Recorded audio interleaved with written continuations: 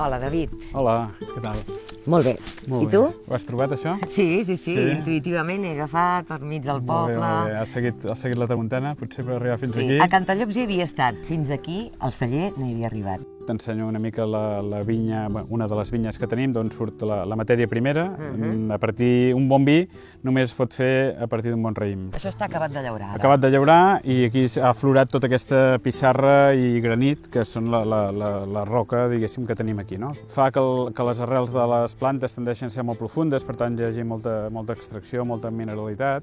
Et presento una de les vinyes que tenim, que és de garnatxa negra, i aquí pots apreciar el tipus de terreny que tenim, que és un terreny molta pissarra, granit, molta pedra, i això fa que el raïm tendeixi a madurar molt bé, ajuda que l'aigua s'escoli amb molta facilitat, que hi hagi pocs problemes d'accés d'humitats. Aquestes vinyes quants anys tenen, per exemple? Aquesta vinya té 8 anys, és una vinya jove. I ara mateix té un aspecte molt peculiar. Ara està florint.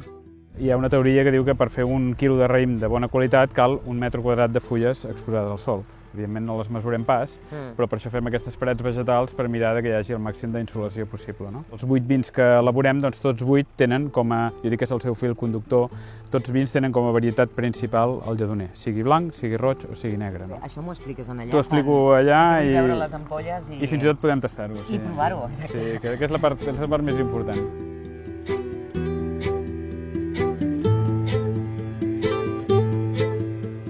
Aviam, què és això? Això és una pipeta. Una pipeta que serveix per treure el vi d'aquí. Una mostra, no? Si haguéssim d'agafar la garrafa ens costaria.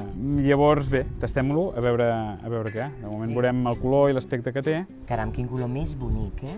Marca l'aroma aquest una mica tirant a fumat, una mica tirant a ranci, una mica especial, i ja es denota també que hi ha un dolç de fons que quan ens la posem a la boca veurem que és dolç. És un aroma que em transporta a la infantesa directament. Per què serà?